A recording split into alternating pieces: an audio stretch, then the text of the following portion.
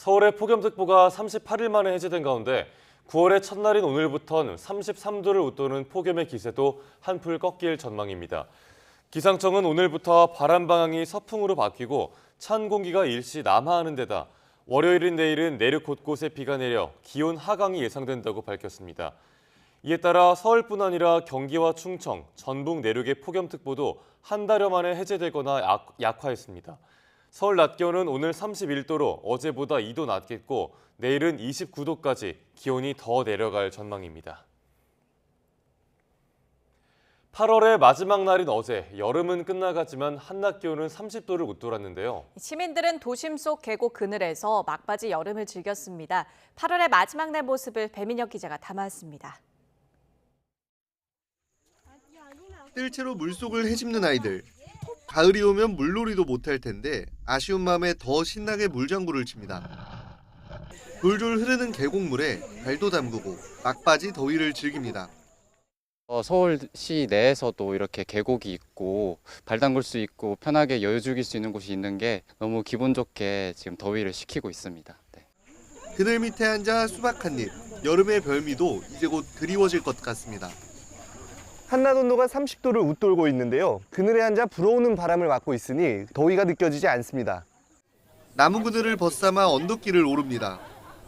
땀은 나지만 멀리 서울 풍경을 바라보니 더위도 날아갑니다. 어느새 높아진 하늘을 배경으로 찰칵 추억도 남깁니다.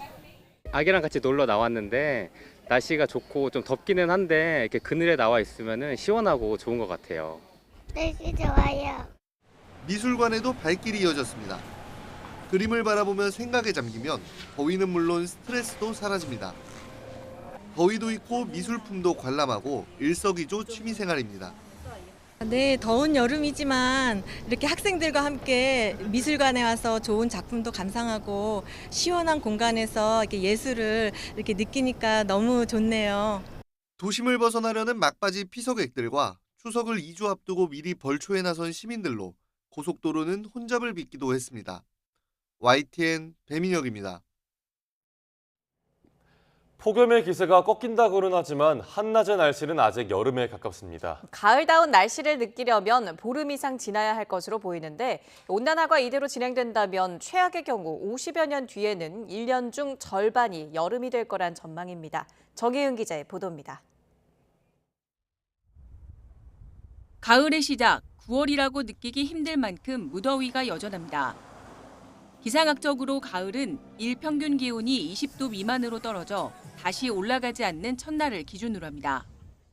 이 기준으로 볼 때 최근 우리나라의 가을은 전국 평균 9월 17일을 전후해 시작합니다. 여름이 보름 이상 더 길어진 셈입니다. 실제로 최근 한반도 여름 길이는 97일로 100일에 육박합니다. 상대적으로 가을은 71일로 3달을 채우지 못하고 끝이 납니다. 최근 여름은 6월 이후 시작해 9월 하순 무렵까지 보통 100일 정도 지속한다고 볼 수 있습니다. 지역에 따라 조금씩 다르지만 전국적으로 약 4개월 가까이 여름철 같은 날씨가 이어지고 있습니다. 특히 올해는 이런 현상이 더 두드러집니다. 습한 무더위가 여름에 이어 가을의 문턱까지 장기간 이어지고 있고 여기에 밤 더위까지 심해지면서 서울은 역대 최장 열대야에 총 열대야일 수까지 역대 1위로 올라섰습니다. 온난화로 인해 뜨거워진 한반도 주변 해수면 온도가 긴 역대급 무더위 터널을 만든 건데 전문가들은 앞으로 온난화가 심해질수록 밤 더위는 더 증가할 수 있다고 경고합니다. 지난 관측에서도 그렇게 열대야 증가하는 비율은 굉장히 좀 뚜렷하게 보이는 경향이 있고요. 온실가스 배출이 늘어나게 되면 최저 기온이 25도 아래로 떨어지지 않는 날들이 이제 점차 증가를 하는 것들이 굉장히 좀 뚜렷하게 보이는 상황이어서 세계 기상기구가 내놓은 기후변화 시나리오를 보면 앞으로 온난화가 최악으로 치닫을 경우 50여 년 뒤에는 여름이 10월 하순까지 무려 169일, 6개월에 육박합니다. 1년 중 절반 가까이 여름인 셈입니다. 지구가 관측 이래 가장 뜨거운 가운데 앞으로 우리가 경험하지 못한 더 길고 강력한 여름이 한반도를 찾아올 가능성이 커지고 있습니다. YTN 정혜윤입니다. 의대 정원 증원 문제를 둘러싼 윤석열 대통령과 한동훈 국민의힘 대표의 갈등이 시간이 갈수록 더 커지는 모양새입니다. 양측이 서로에 대한 불만을 드러내는 가운데 대통령실에선 한 대표에게 비교적 우호적이었던 참모들마저 등을 돌리는 분위기입니다. 권남기 기자입니다. 112일 만에 기자회견에서 윤석열 대통령은 한동훈 국민의힘 대표의 이름을 입에 올리지 않았습니다. 한 대표 그리고 당과의 소통은 잘 되느냐는 질문에도 당정 간에 문제 없다며 한 대표와의 관계에 대해선 답변을 피했습니다. 다양한 현안에 대해서 다양한 의견이 나오는 것이 또 자유민주주의 아니겠습니까? 윤 대통령은 같은 날 저녁 국민의힘 의원 연찬회에도 참석하지 않았습니다. 취임 이후 모든 여당 연찬회 워크숍에 참석했지만 한 대표 체제 첫 연찬회는 건너뛴 겁니다. 한동훈 대표는 대통령실과 정부가 의료개혁 필요성을 설명하겠다며 만든 자리에 불참했습니다. 의대 증원 갈등이 당정 갈등이 아닌 이른바 한정 갈등, 즉 한 대표와 정부 간 갈등이 아니냐는 질문엔 대통령실을 지목하며 불편함도 숨기지 않았습니다. 그 일각이 계속 저 대통령실의 일부인 것 같은데요. 제가 당대표잖아요. 그렇죠? 한 발 더 나가 생명이 달린 문제에 민심을 반영하기 위한 논쟁이라며 의대 증원 문제에서 물러설 뜻이 없음을 분명히 했습니다. 윤 대통령이 과학적 근거에 기반했다며 증원 유예안을 받아들이지 않겠다는 의지를 재확인한 지 하루 만에 나온 여당 대표의 입장입니다. 오히려 줄여라 이렇게 얘기를 하고 있거든요. 국가가 정부가 어떻게 해야 되겠습니까?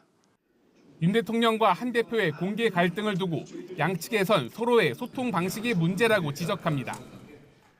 한 대표 주변에선 윤 대통령의 잘못을 충돌 없이 바로 잡으려 하지만 대통령실이 최소한의 공간조차 허용하지 않으려 한다. 반면 대통령실에선 총리의 설명 이후에도 SNS에 글을 올리는 등 윤 대통령을 도발하는 듯한 한 대표의 스타일을 이해하기 어렵다는 비판이 나옵니다. 두 사람 감정의 고를 알면서도 당정 화합을 강조하던 일부 대통령실 참모들마저 한 대표에 대한 실망감을 드러내는 분위기도 감지됩니다. 윤한 갈등을 진화하고 소통하려는 양측의 의지가 줄어드는 상황에서 올해 초부터 이어진 두 사람의 공개 충돌에 여권의 피로감은 갈수록 커지는 모습입니다. YTN 권남기입니다. 오늘 한동훈 국민의힘 대표와 이재명 더불어민주당 대표의 회담이 열립니다. 양당은 어제까지 막바지 실무 협상을 통해 의제를 확정지었는데 결국 의료개혁 문제는 빠졌습니다. 김다연 기자가 보도합니다. 대표회담 하루 전까지 이어진 실무 협상에서 여야는 의제를 확정했습니다. 큰 틀에서 국가 발전과 민생, 정치 개혁을 논의하기로 했지만 의료 개혁 문제는 빠졌습니다.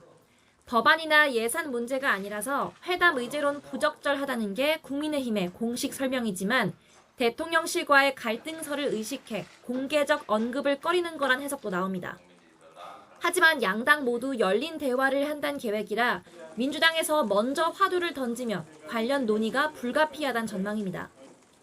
국민의힘은 의료개혁은 완수돼야 한다면서도 정부의 냉정한 실태 파악이 필요하다고 각을 세우기도 했습니다. 정부의 냉정한 실태 파악과 융통성 있는 대책이 필요한 시점입니다. 국민의 지지를 잃으면 다 잃는 것입니다. 이 밖에 여당이 제안한 금융투자 소득세 문제와 야당이 추진하는 25만 원 지원법 그리고 최상병 특검법도 논의 테이블에 올라올 전망입니다.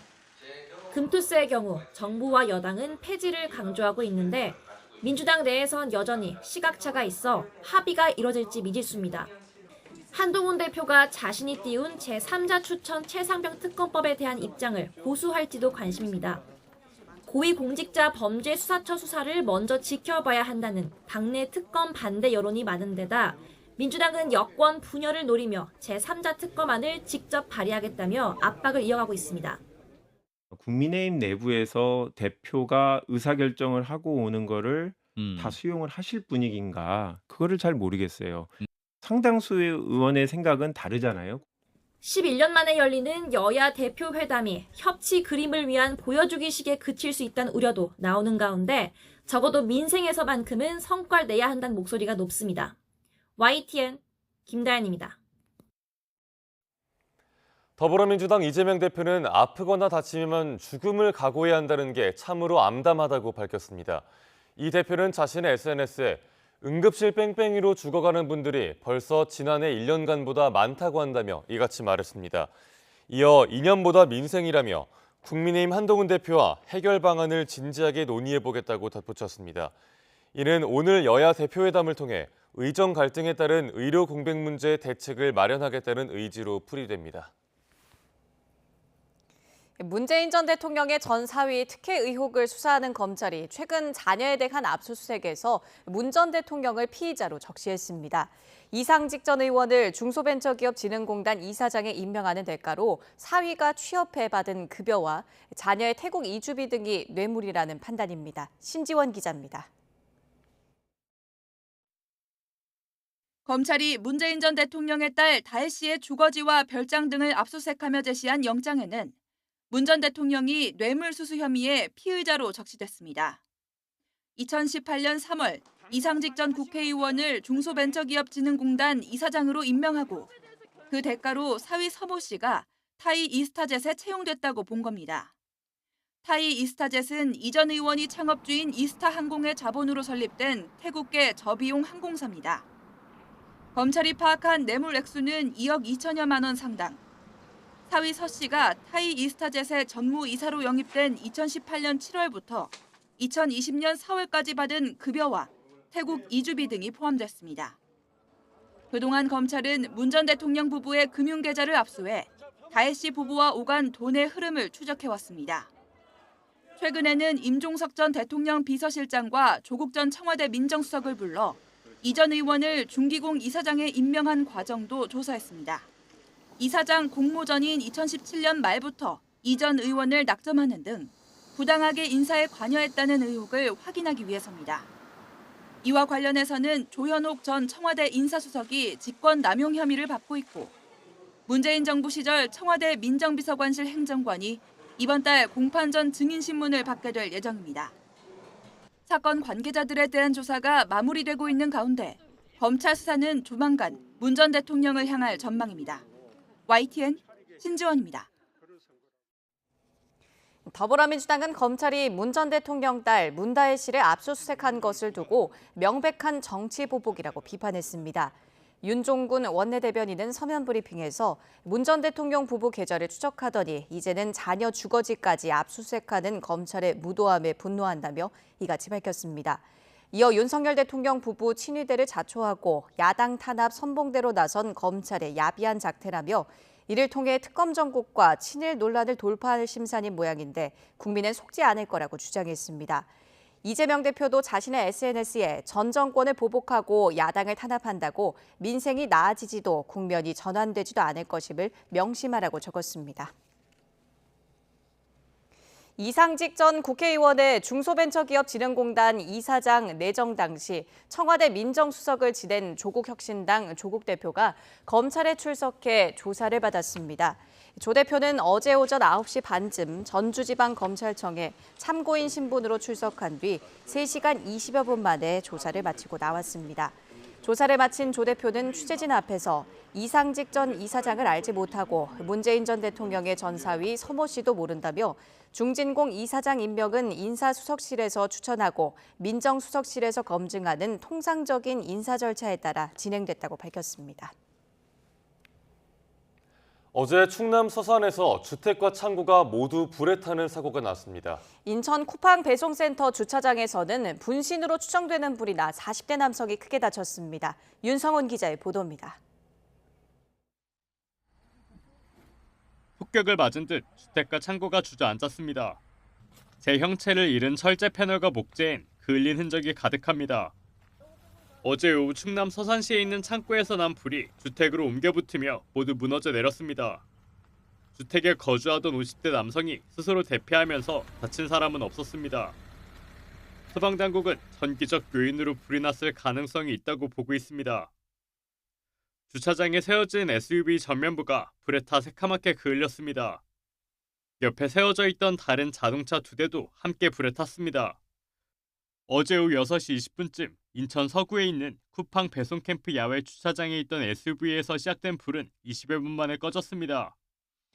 40대 남성이 전신 화상을 입고 병원에 옮겨졌는데 소방 당국은 이 남성이 스스로 불을 지른 것으로 보고 구체적인 원인을 조사하고 있습니다. 승용차 한 대가 불길과 연기에 휩싸였습니다. 오늘 새벽 0시 20분쯤 경부고속도로 주감휴게소 인근을 달리던 내연기관 차에서 불이 났습니다. 불은 10여 분 만에 꺼졌고 다친 사람도 없었습니다. 소방당국은 엔진 과열에 따른 화재 가능성을 살펴보고 있습니다. 아파트 주차장에 세워진 내연기관 SUV에서 불이 났습니다. 불은 50여 분 만에 꺼졌는데 30대 남성 한 명이 연기를 마셨습니다. 소방당국은 구체적인 화재 원인을 조사하고 있습니다. YTN 윤성훈입니다. 어제 낮 12시 반쯤 경기 연천군 한탄강에서 물놀이하던 40대 남성이 물에 빠져 숨졌습니다. 소방 관계자들은 1시간 넘게 수색 작업을 벌여 입수한 곳에서 250m 떨어진 하류 지점에서 남성을 발견했습니다. 경찰은 자세한 사고 경위를 조사하고 있습니다. 어젯밤 9시쯤 서울 상계동 도로에서 80대 여성이 주행 중이던 오토바이에 치였습니다. 이 사고로 80대 여성이 병원에 옮겨졌는데 생명엔 지장이 없는 걸로 전해졌습니다. 경찰은 구체적인 사고 경위를 조사하고 있습니다. 전남 나주시에 있는 폐기물 재활용 공장에서 난 불이 사흘 만인 어제 오후 4시 50분쯤 완전히 꺼졌습니다. 29일 밤 11시 40분쯤 시작된 불은 3시간여 만에 큰 불길이 잡히면서 다친 사람은 없었습니다. 소방당국은 가연성 물질인 폐기물이 많아 진화에 많은 시간이 걸렸다고 설명했습니다. 꼬리를 흔드는 강아지를 바닥에 던져 다리를 부러지게 한 반려동물 미용사가 입건됐습니다. 이 미용사는 평소 개인적인 일로 스트레스가 많아 그랬다고 말한 것으로 전해졌습니다. 유서연 기자가 보도합니다. 경기도의 한 동물병원 미용실입니다. 반려동물 미용사가 손길을 피하는 강아지의 목을 세게 붙잡아 당깁니다. 하지만 털을 깎는 동안 얌전히 있는 강아지는 친근감을 나타내는 듯 꼬리를 흔들기도 합니다. 그런데 미용을 마친 뒤 미용사는 강아지의 한쪽 뒷다리를 잡아 끌더니 그대로 바닥에 내팽개칩니다. 잠시 뒤 놀란 듯 강아지를 다시 안아들지만 강아지는 왼쪽 앞다리가 이상해 보입니다. 바닥에 떨어진 충격으로 다리가 부러진 겁니다. 아이를 데리고 나오자마자 처음 하시는 소리가 아이를 가만히 내려놨는데 아이가 다리가 못 펴고 있다고. 그래서 저는 너무 놀랐어요.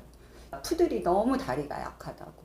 혼자 막 불만스러운 말소리가 저 있는 데까지 막 들리는 거예요. 5살 강아지는 결국 수술과 입원 치료까지 받아야 했습니다. 동순이는 수술을 받고 다행히 다시 걸을 수 있게 됐지만 앞으로 평생 왼쪽 앞다리에 철심을 받고 살아야 합니다. 사건 직후 강아지를 가볍게 내려놨다고 주장하던 미용사는 CCTV를 확인한 보호자가 항의하자 뒤늦게 잘못을 인정했습니다. 그러면서도 황당한 해명을 내놓았습니다. 개인적인 문제로 평소 스트레스가 많아 그랬다는 겁니다. 개인적인 일을 연결하더라고요. 자기가 요즘 대출도 너무 많고 남편이 속을 썩이고 너무 금전에 대해서 압박을 남편으로부터 받고 있었는데 결국 강아지 보호자는 동물학대 혐의로 미용사를 고소했습니다. 병원 측도 과실을 인정하며 수술비를 지원하고 반려견 미용사를 해고한 것으로 파악됐습니다. 비슷한 사건이 반복되는 가운데 동물학대로 처벌받아도 관련 업종 취업에 제약이 없는 게 문제라는 목소리가 나옵니다. 동물학대로 처벌을 받았다라고 해도 취업을 제한한 조항은 없어요. 법원에서 선고할 때 몇 년간 취업을 제한한다라고 명령을 할 수 있게 근거 조문을 만들어야 되는 거죠. 종사자들도 동물학대에 대한 경각심을 키우고 보호자들도 안심하고 반려동물을 맡길 수 있도록 법 제도를 보완해야 한다는 지적입니다. YTN 유서연입니다. 서울 역삼동에서 도로에 땅 꺼짐 현상이 발생할 것 같다는 신고가 접수돼 관계 당국이 조치에 나섰습니다. 어제 정오쯤 9호선 언주역 부근에 있는 왕복 6차선 도로에서 침하 현상이 발생했다는 신고가 접수됐습니다. 안전사고 우려로 경찰이 한때 도로 일부를 통제했고 강남구청과 동부도로사업소 등 관계 당국이 현장을 점검했습니다. 관계 당국은 도로가 더 무너질 위험은 없는 걸로 보고 내려앉은 부분을 새롭게 포장해 보강하기로 했습니다. 어제 오후 4시쯤 서울 종로구 지하철 1호선 종로 5가역에서 종로 3가역 방향으로 가는 도로에서 땅 꺼짐 현상이 발생했습니다. 편도 3차선 도로의 3차로에 생긴 구멍의 크기는 가로, 세로 각각 40cm, 깊이 1.5m인 것으로 파악됐습니다. 경찰은 땅 꺼짐 현상이 발생한 3차로를 통제했으며 교통사고나 인명피해는 발생하지 않은 것으로 확인됐습니다.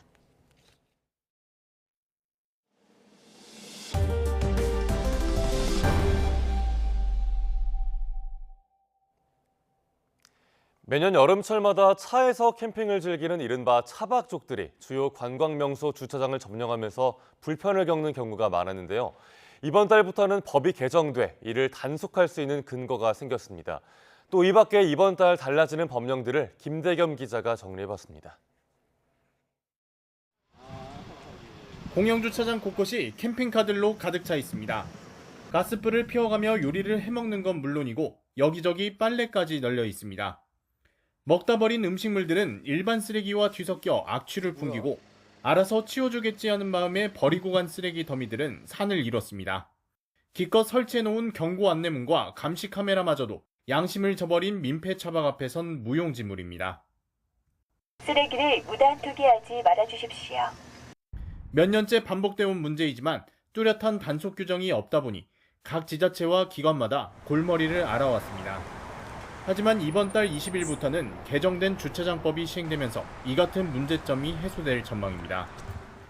국가기관이나 지자체, 공공기관 등이 설치한 모든 공영주차장에서 야영이나 취사, 불 피우는 행위가 금지되고 이를 위반할 경우 50만 원 이하 과태료를 물어야 합니다.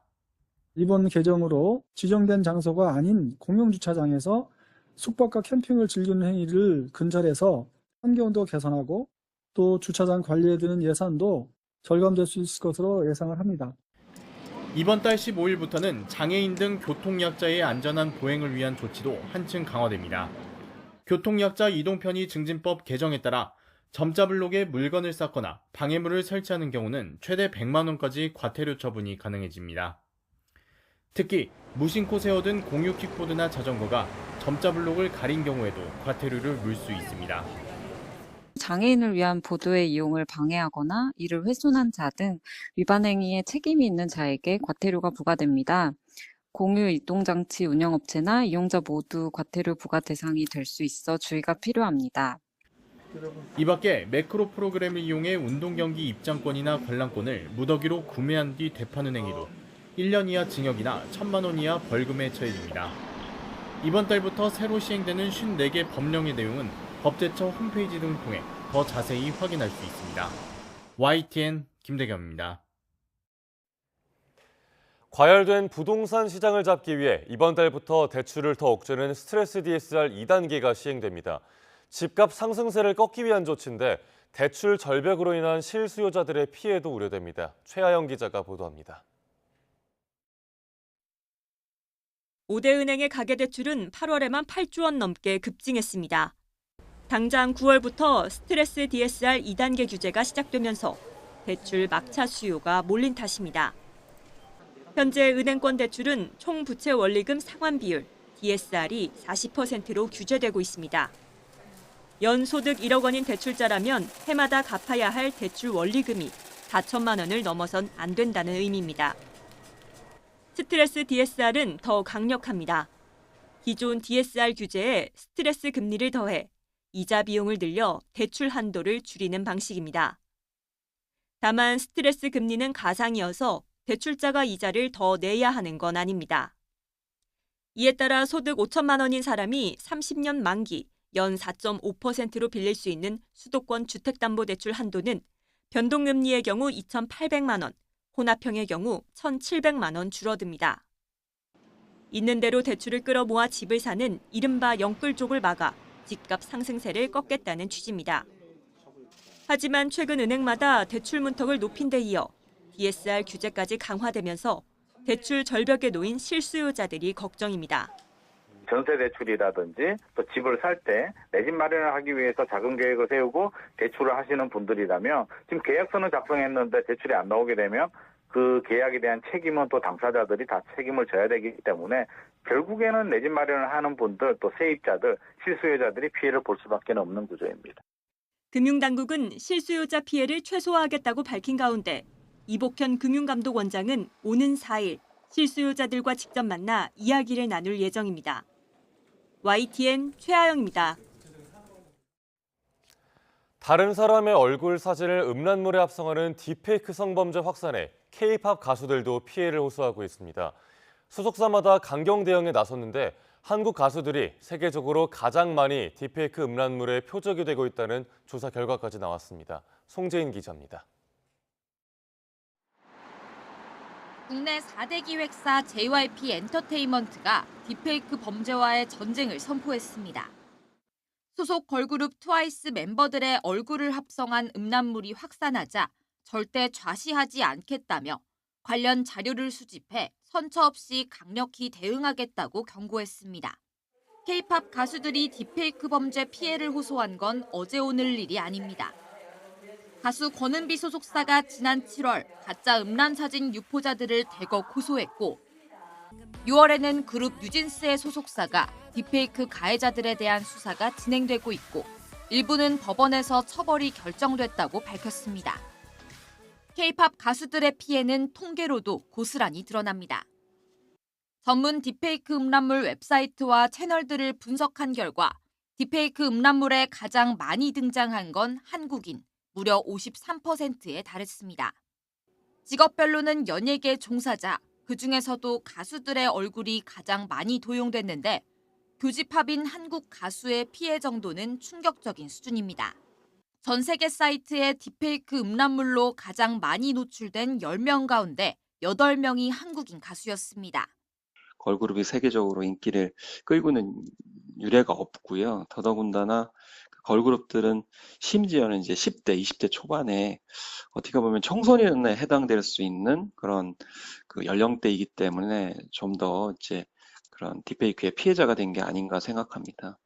우리 문화를 알리던 K-팝 가수들이 세계적인 범죄 표적이 되면서 소속사뿐 아니라 팬들도 적극적인 제보로 비상 대응에 동참하고 있습니다. YTN 송재인입니다. 디지털 성범죄 피해자들의 가장 큰 공포는 자신이 찍힌 영상물이 유포되는 겁니다.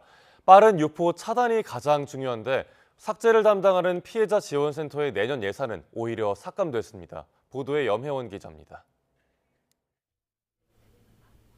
내년도 디지털 성범죄 대응 예산은 50억 7,500만 원입니다. 올해보다 2억 9,300만 원 늘었습니다. 하지만 이 가운데 피해자 지원 예산은 줄었습니다.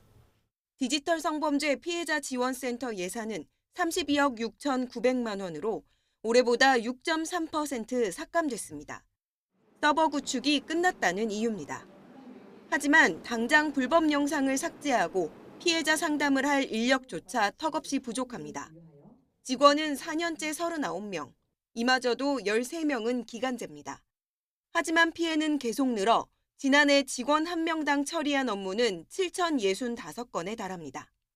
피해 촬영물을 보면 어떤 신체 부위들에 대한 트라우마도 생길 수 있고 사실 하루 종일 매일매일 출근해서 피해 촬영물을 본다는 것은 정말 쉽지 않은 일입니다. 갈수록 교묘해지는 딥페이크 영상물을 걸러내기 위해 기술 고도화 예산 30억 원도 요청했지만 반영되지 않았습니다. 저희가 얼굴이 인식하고 매칭하는 이 기술을 현재 기술만 저희가 이제 테스트하고 시범 사업으로 가지고 있는 건데 이걸 이제 딥페이크라든가 이런 것들을 좀 판별할 수 있는 걸로 좀 활용을 해보고자 특정 촬영물을 찾고 어떤 특정 유형을 찾는 걸로 하려면 저희가 고도화하는데 좀 예산이 많이 필요합니다. 그래서 또 해외에 서버를 두고 불법 영상을 유포하는 경우가 대부분이라 국제 협력이 중요한데도 배정된 예산은 4천만 원이 전부입니다. YTN 염혜원입니다. 윤석열 대통령의 의대 증원이 마무리됐음을 공식화한 가운데 대한의사협회 임시대의원 총회에서 정부와 정치권을 향한 강경 발언이 쏟아졌습니다. 대한의사협회는 어제 서울 용산구 의협회관에서 임시대의원 총회를 열어 투쟁 선언문을 발표하고 비상대책위원회로의 체제 전환 등을 논의했습니다. 이 자리에서 김성근 의협대의원은 대통령이 의대 증원이 마무리됐다고 했지만 대통령 임기가 끝날 때까지 이 싸움은 끝나는 것이 아니라고 주장했습니다. 의협은 이면택 회장 등 집행부를 대신할 새로운 비대위 구성을 논의했지만 안건이 부결됐습니다. 다만 이 자리에 참석한 박단 대한전공의협의회 비대위원장은 지금의 집행부를 더는 신임할 수 없다며 임 회장과는 함께하지 않겠다고 반발하면서 의협 내부 분열이 가속화하고 있다는 평가도 나옵니다. 의대 증원 정책 등 의료개혁 정책에 반발하며 단식에 나섰던 이면택 대한의사협회장이 6일 만에 건강 악화를 이유로 병원에 옮겨졌습니다.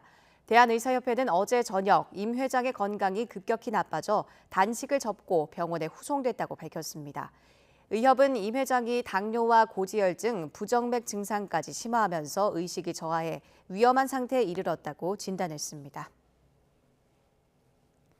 코로나19 여름철 유행이 정점을 지나 감소세로 전환하는 것으로 나타났지만 방역당국은 추석 연휴를 앞둔 만큼 경각심을 유지해야 한다고 강조했습니다. 유행주의보가 발령 중인 마이코플라즈마 폐렴 확산도 여전한 상황이어서 각별한 주의가 필요합니다. 백종규 기자의 보도입니다. 방역당국은 올해 여름철 코로나19 유행이 정점을 지나 감소세로 돌아섰다고 판단하고 있습니다. 6월 말 이후 증가 추세를 보이던 코로나 입원 환자 수가 최근 줄어들었기 때문입니다. 8월 4주차 코로나19 입원 환자는 1,170명으로 한 주 전보다 300명 넘게 20.1% 감소했습니다. 코로나19로 응급실을 찾은 환자도 8월 3주차에는 13,000명이 넘었지만 8월 4주차에는 8,025명으로 크게 줄었습니다. 보조 지표인 코로나19 병원체 검출률과 전국 하수 처리장에서 측정한 코로나19 바이러스 농도도 감소했습니다. 다만 8월 말부터 전국 학교가 개학한 상황에서 코로나19 잠복기를 고려하면 앞으로 1, 2주가량은 확진자 증가 가능성이 있습니다. 교실 내 감염이 가정 등 지역사회로 전파하면 고위험군에게도 영향을 미칠 수 있는 겁니다. 또 추석 명절 역시 변수인데 고령자들과의 접촉이 증가하는 만큼 아직은 안심할 수 없는 상황입니다. 여름철 유행이 끝나기 전에 추석 연휴로 이어지기 때문에 추석 기간 중 코로나19 감염 예방에 만전을 기할 필요가 있습니다. 코로나와 동시 유행을 보였던 마이코플라스마 폐렴균 확산도 여전해 주의가 필요합니다. 영유아와 소아들 사이에서 3, 4년 주기로 유행하는데 최근 주간 입원 환자 수가 1,100명대를 유지하고 있어 최고 유행 수준입니다. 방역당국은 대규모 인구 이동이 있는 추석 연휴를 앞두고 급성 호흡기 감염증과 인플루엔자 바이러스 확산을 막기 위해서는 기본적인 감염병 예방 수칙을 준수하는 것이 중요하다고 강조합니다. YTN 백종규입니다. 추석이 2주 앞으로 다가온 가운데 전국 곳곳에서 잇따라 아프리카 돼지열병이 발생하고 있습니다. 이번엔 경기 김포의 양돈 농가에서 돼지열병이 확인됐는데 정부는 돼지고기 수급에 차질이 생기지 않도록 방역 강화에 힘쏟고 있습니다. 이경국 기자입니다. 경기도 김포에 있는 한 양돈 농가입니다. 입구에는 출입금지 울타리가 쳐졌고 너머에선 도로를 향해 쉴 새 없이 소독약이 뿜어져 나옵니다. 아프리카 돼지열병이 발생해 방역당국이 긴급 방역 조치에 나선 겁니다. 올해 들어 8번째로 경북 영천에 이어 18일 만에 추가로 돼지열병이 확인됐습니다. 중앙사고수습본부는 방역에 총력을 쏟고 있습니다. 즉시 역학조사에 나섰고 농장에서 기르던 돼지 3,900여 마리도 모두 살처분하기로 했습니다. 확산 차단을 위해 돼지 농장 400여 곳을 집중 소독하고 인천과 경기 8개 시군 축산 관계시설 종사자와 차량에 대해 48시간 동안 이동 중지 명령도 내렸습니다. 돼지고기 수요가 집중되는 추석 연휴까지 불과 2주밖에 남지 않은 가운데 가을철 아프리카 돼지열병 발생이 잦았던 만큼 정부는 촉각을 곤두세우고 있습니다. 발생 건수를 이렇게 월별로 봤을 때는 가을이 가장 높기 때문에 추석 연휴가 있으면 물적, 인적 교류가 좀 많아지고 그로 인해서 추가적인 발생이 우려된다. 한덕수 국무총리는 철저한 방역 조치와 역학조사에 나설 것을 긴급 지시했습니다. 또 바이러스를 옮기는 야생 멧돼지 포획과 폐사체 수색에도 전력을 기울이라고 강조했습니다. 정부는 현재 돼지고기 공급은 원활하다며 추석 성수기 수급 관리에 빈틈이 없도록 하겠다고 밝혔습니다. YTN 이경국입니다.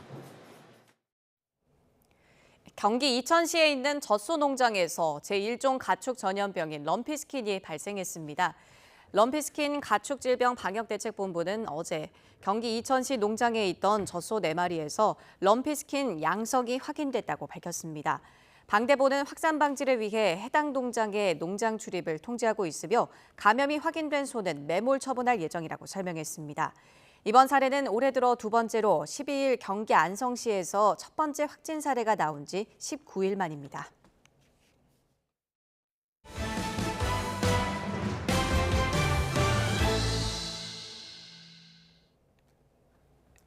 미국 대선 공화당 후보인 도널드 트럼프 전 대통령이 알링턴 국립묘지 참배 장면을 선거운동에 활용한 걸 놓고 민주당 카멀라 해리스 후보가 공세를 강화하고 있습니다.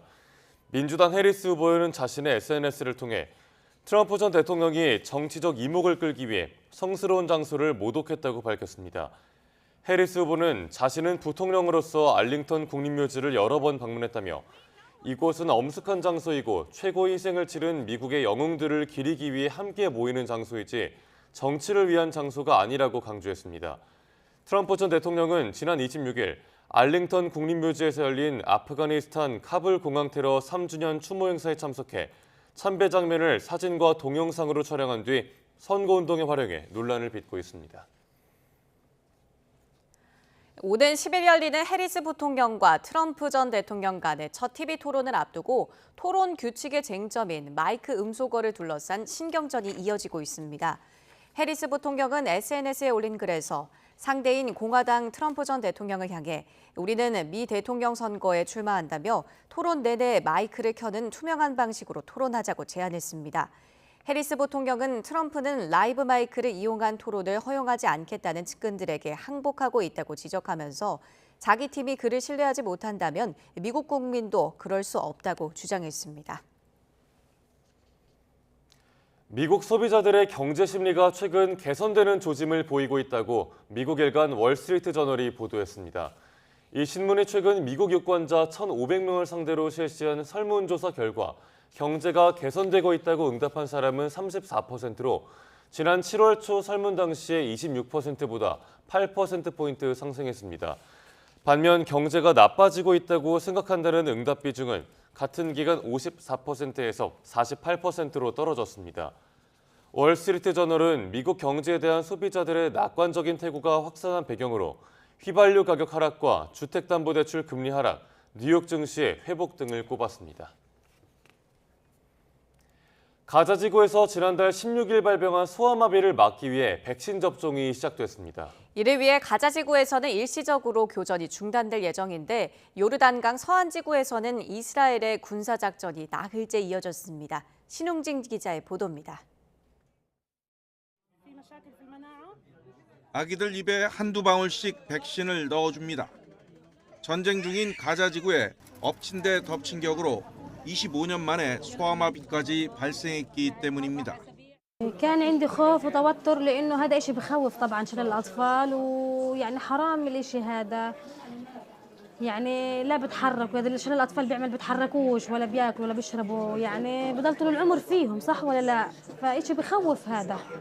본격적인 백신 접종은 현지 시간 9월 1일부터지만 가자 지구 남부 칸 유니스의 나세르 병원에서 하루 먼저 시행했습니다. 접종 대상은 가자 지구에 거주하는 10살 이하 어린이 약 64만 명. 백신 접종을 위해 이스라엘과 하마스는 가자 지구 중부와 남부 북부에서 차례대로 사흘씩 오전 6시부터 오후 3시까지 교전을 중단하기로 했습니다. 가자 지구 보건부는 바이러스에는 국경이 없다며 교전 중단이 아닌 휴전을 촉구했습니다. ندعو إلى وقف إطلاق نار حقيقي لتتمكن هذه الحملة من النجاح فكل ما تم من ترتيبات لا يمكن أن تؤهل هذه الحملة للنجاح. 시범 접종 날에도 가자 지구에서는 이스라엘의 공습으로 30명 이상이 숨진 것으로 전해졌습니다. 이스라엘군은 또 요르단강 서안에서 폭탄 테러를 기도한 혐의로 팔레스타인인 2명을 사살하는 등 나흘째 군사작전을 벌였습니다. 이스라엘군은 이번 작전으로 최소 26명의 무장 세력을 사살하고 수배 중이던 팔레스타인인 30명을 체포했다고 밝혔습니다. YTN 신웅진입니다. 미국 미시시피주에서 버스 전복 사고가 발생해 40여 명이 숨지거나 다쳤습니다. AP통신은 현지 시간 31일 오전 발생한 사고로 7명이 숨지고 37명이 다쳤다고 미국 미시시피 고속도로 순찰대를 인용해 전했습니다. 이번 사고는 미시시피주 워런 카운티 보비나 인근 20번 고속도로에서 발생했습니다. 세르게이 라브로프 러시아 외무장관이 러시아 본토 쿠르스크를 공격한 우크라이나와 어떠한 영토 교환 협상도 하지 않을 방침이라고 밝혔습니다. 라브로프 장관은 러시아 매체와의 인터뷰에서 누구와도 우리 영토를 두고 협상하지 않을 것이라고 강조했습니다. 또 러시아 쿠르스크를 공격한 우크라이나가 앞으로 포로 교환을 위해 러시아군을 잡고 러시아 영토를 점령하고 싶어 했다는 분석이 있다면서 이건 너무 단순하고 순진한 생각이라고 지적했습니다.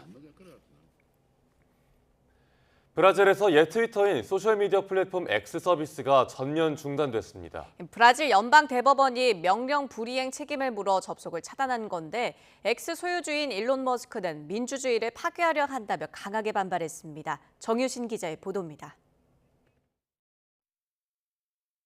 현지 시간 31일 브라질에서 소셜미디어 X의 접속이 완전히 막혔습니다. 과거 일론 머스크의 글도 볼 수 없고 앱을 내려받을 수도 없습니다. 전날 브라질 대법원이 브라질 방송통신감독기관인 아나텔에 X의 차단을 명령했기 때문입니다. 우회 접속이 적발되면 하루 최대 5만 헤알, 우리 돈으로 1,200만 원의 벌금도 강제했습니다. 브라질 법원과 머스크의 대치는 올해 4월 X에 증오 메시지 유포 혐의를 받는 특정 계정을 차단하라고 명령하면서 시작됐습니다. 이번 결정을 내린 대법관은 X가 무법천지 환경을 방치하고 반복적으로 브라질 사법 시스템을 무시했다며 결정 이유를 밝혔습니다. O instrumento é bom, as redes sociais, mas vêm sendo instrumentalizados para atacar a democracia. 머스크는 정치적 목적으로 민주주의를 파괴하려 한다며 이번 결정을 명령한 대법관을 겨냥해 사악한 독재자라고 강도 높게 비난했습니다. 올해 미국 대선에서 카멀라 해리스 부통령이 승리하면 미국에서도 비슷한 일이 벌어질 것이란 주장도 내놨습니다. 브라질 대통령은 직접 TV에 출연해 머스크에게 대법원 판결을 존중하라고 촉구했습니다. Esse cidadão é cidadão americano, ele não é cidadão do mundo. Ele não pode ficar ofendendo os presidentes, ofendendo os deputados, ofendendo o Senado, ofendendo a Câmara, ofendendo a Suprema Corte. Ele pensa que é o quê? 브라질은 국민 4천만 명가량이 X를 이용할 정도로 머스크에게 가장 큰 시장 가운데 하나로 꼽힙니다. 앞서 브라질 대법원은 머스크가 운영하는 위성 인터넷망 스타링크 금융 계좌도 동결하며 압박하기도 했습니다. 전방위 압박에 반발하던 X측은 지난 17일 브라질에서 사업 철수를 발표했습니다. 이번 결정은 세계 각국이 SNS가 선거에 미치는 영향에 대해 고심하는 가운데 나온 가장 강력한 조치로 미국 대선 등에도 쟁점이 될지 주목됩니다. YTN 정준입니다.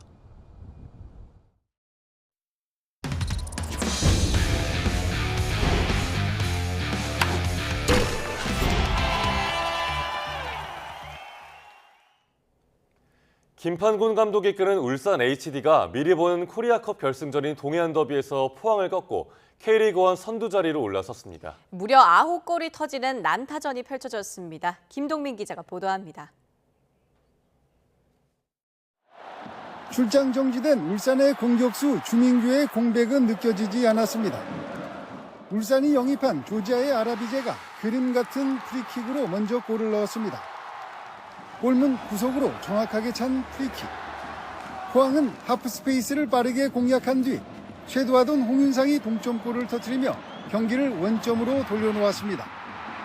그러나 전반 36분 울산의 아라비제가 침착한 왼발 슛으로 다시 골을 터뜨리며 홈팬들에게 강렬한 인상을 심어줬습니다. 그리고 1진1퇴의 후반전 야구가 간결한 논스톱 슛으로 다시 한 골을 달아났고 포항 골키퍼의 실수를 루빅손이 정확하게 응징하며 4번째 골. 김영권이 코너킥 기회에서 헤더로 5번째 골을 넣으며 승기를 굳혔습니다. 포항은 조르지의 만회골을 시작으로 경기 막판 잇따라 2골을 넣으며 따라왔지만 추격은 거기까지. 울산이 5대4로 승리하며 경기가 없는 강원을 제치고 리그 선두 자리로 올라섰습니다. 울산과 포항은 코리아컵 결승에서도 격돌합니다. YTN 김동민입니다.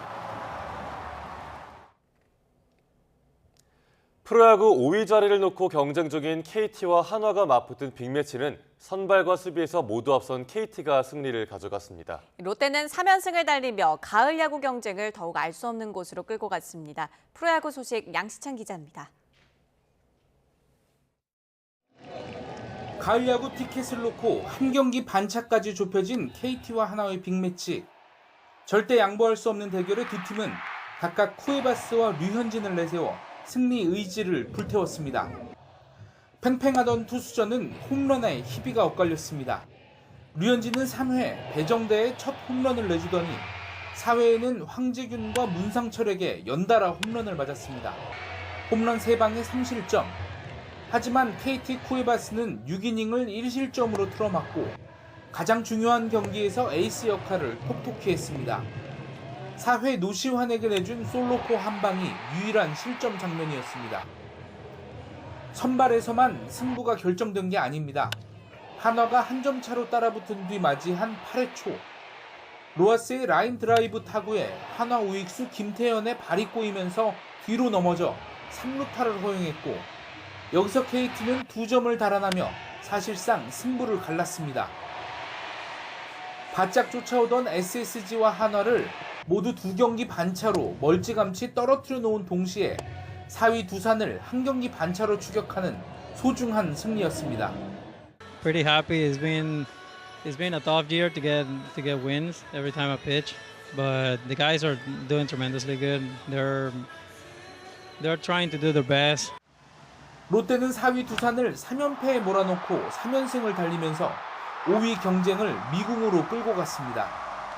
이날 패배한 6, 7위 SSG와 한화는 이제 반경기 차로 따라붙었고 5위 KT도 이제는 3경기 차에 불과합니다.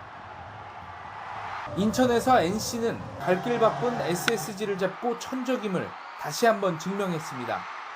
또 1, 2위 팀의 역대급 화력쇼가 펼쳐진 대구에서는 뒷심이 더 좋았던 선두 기아가 2위 삼성을 제압했습니다. YTN 양시창입니다. 우리나라의 박진호 선수가 파리 패럴림픽 사격 R1 남자 10m 공기소총 입사 결선에서 금메달을 따냈습니다. 전날 P1 남자 10m 공기권총에서 조정두가 금메달을 따는 데 이어 나온 우리 선수단의 2번째 금메달입니다. 체대 출신의 박진호는 25살이던 지난 2002년 낙상사고로 척수장애를 입고 재활 중 의사의 권유로 사격에 입문했습니다. 그리고 지난 도쿄 패럴림픽에서 은메달과 동메달을 하나씩 따냈고 파리에서 자신의 패럴림픽 첫 금메달을 따냈습니다.